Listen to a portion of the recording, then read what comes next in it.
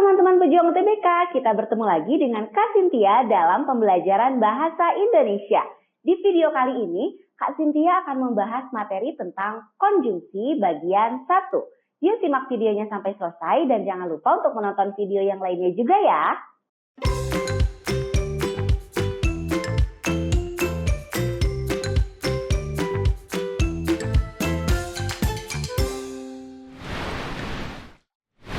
Apakah teman-teman sudah tahu pengertian dari konjungsi dan bagaimana sih cara memilih konjungsi yang tepat untuk sebuah kalimat? Nah, sebelum ke materi barusan, Kak Cynthia akan membahas dulu pengertian dari konjungsi. Menurut Kamus Besar Bahasa Indonesia, konjungsi merupakan kata hubung antar kata, antar frasa, antar klausa, serta antar kalimat. Dalam memilih dan menentukan konjungsi, kamu harus memperhatikan jenis, fungsi, dan makna dari konjungsi tersebut. Selain itu, kamu juga harus menentukan dulu konteks kalimatnya seperti apa. Sebuah kalimat dapat menggunakan berbagai konjungsi, tapi akan muncul berbagai makna juga, sehingga kamu harus menentukan konjungsi yang tepat sesuai dengan makna atau konteks kalimat. Artinya, penggunaan konjungsi atau kata hubung ini harus disesuaikan dengan maksud dan tujuan kalimat yang hendak dibuat. Dengan demikian, cara yang dapat dilakukan untuk menentukan sebuah konjungsi adalah sebagai berikut ya adik-adik. Kita lihat gambarnya di samping. Yang pertama, baca kalimat dengan seksama. Tentukan maksud dan tujuan kalimat yang akan diberikan konjungsi. Yang kedua, baca kalimat sebelum dan sesudah kalimat yang akan diberikan konjungsi. Dan yang ketiga, tentukan konjungsi yang tepat untuk mengisi kalimat tersebut. Nah, sekarang ada berapa macam sih konjungsi itu? Ya, macam konjungsi dibedakan menjadi 3. Yang pertama, konjungsi berdasarkan letak. Yang kedua, konjungsi berdasarkan posisi dan hubungannya dalam kalimat majemuk. Dan yang ketiga, konjungsi berdasarkan fungsi. Nah, di video kali ini akan dibahas konjungsi berdasarkan letak dan bagaimana cara penulisannya. Untuk posisi dalam kalimat majemuk dan fungsi akan dibahas pada video selanjutnya ya adik-adik. Konjungsi berdasarkan letak terdiri dari konjungsi intrakalimat dan konjungsi antar kalimat. Nah, apa sih perbedaan di antara keduanya? Yang pertama, konjungsi intrakalimat merupakan konjungsi yang berfungsi menghubungkan kata, frasa, dan klausa dalam kalimat majemuk setara atau bertingkat. Nah, konjungsi intrakalimat ini terletak di tengah-tengah atau di dalam kalimat. Contoh konjungsi yang termasuk intrakalimat adalah dan, atau, tetapi, sedangkan. Kemudian yang kedua adalah konjungsi antar kalimat. Merupakan konjungsi yang berfungsi menghubungkan suatu kalimat dengan kalimat lainnya. Konjungsi ini terletak di awal sebuah kalimat. Contohnya konjungsi akan tetapi, sementara itu, namun, berdasarkan hal tersebut, dan lain sebagainya. Nah, perbedaan yang dapat dilihat antara konjungsi intra dan konjungsi antar kalimat adalah letak penulisannya. Kata hubung intrakalimat dapat ditulis melalui 3 cara ya adik-adik.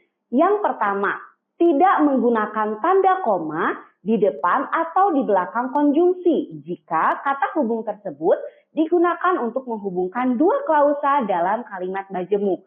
Contohnya seperti apa? Nah, Kak Cynthia punya kalimat seperti ini. Aku makan sayur sop ayam dan ikan bakar gurame tadi malam.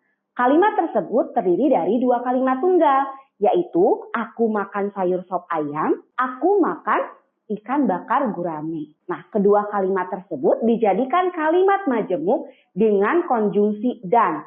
Konjungsi tersebut bermakna kesetaraan yang terletak di tengah kalimat, sehingga konjungsi dan disebut sebagai konjungsi intrakalimat.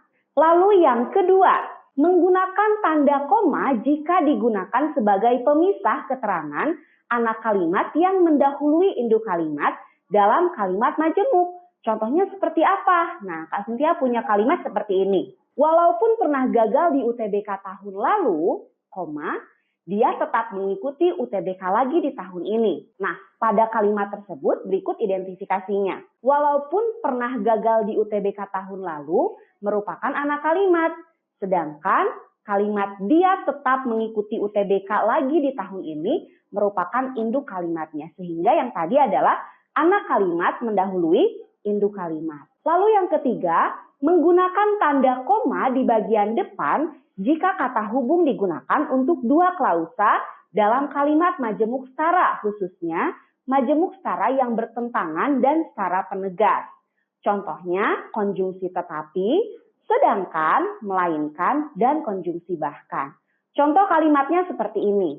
Dia ingin pergi ke Dufan, tetapi dilarang oleh orang tuanya. Kalimat tersebut menggunakan konjungsi tetapi yang bermakna pertentangan. Seperti itu ya adik-adik cara penulisan konjungsi intrakalimat. Sekarang agar lebih dipahami, Kak Cynthia punya contoh soal berikut ini. Oke adik-adik, kita lihat ya contoh soal di layar.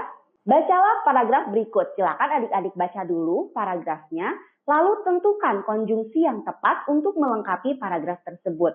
Sebelum Kak Cynthia bahas, Kak Cynthia beri waktu adik-adik di rumah untuk mengerjakannya terlebih dahulu.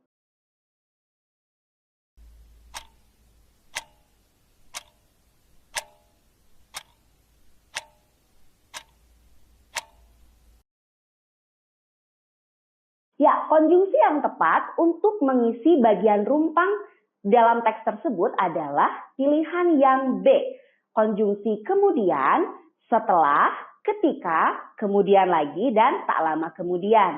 Nah, bentuk paragrafnya akan menjadi seperti ini adik-adik ketika adik-adik sudah menambahkan konjungsi tersebut. Pukul 4.30 Dini bangun dari tidurnya. Kemudian dia berjalan menuju kamar mandi. Setelah mandi, dia mengambil baju seragam. Ketika sedang berpakaian, dia teringat kalau harus berangkat ke sekolah lebih awal. Kemudian dia berbenah diri. Tak lama kemudian, dia sudah berada di atas sepeda motor dan siap menuju sekolah. Nah, seperti itu adik-adik pembahasan soal tersebut. Bagaimana sekarang sudah paham ya cara penulisan dan contoh dari konjungsi intra dan antar kalimat. Oke adik-adik, pembahasan materi konjungsi 1 sudah selesai. Terima kasih sudah mengikuti pembelajaran hari ini dengan baik. Sampai jumpa lagi dengan Kak Cynthia dalam video selanjutnya. Tetap semangat para pejuang UTBK. Yuk bisa yuk!